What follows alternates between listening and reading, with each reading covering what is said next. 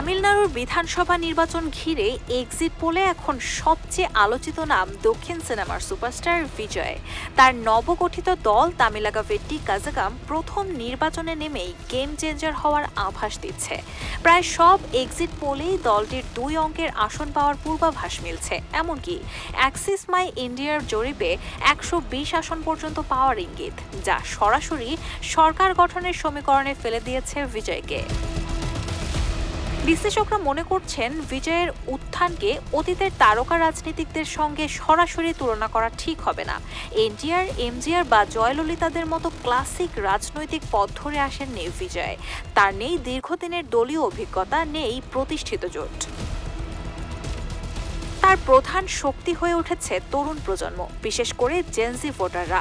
এছাড়া ঝুলিতে রয়েছে সামাজিক যোগাযোগ মাধ্যমে বিপুল জনপ্রিয়তা এবং সিনেমাটিক ইমেজ।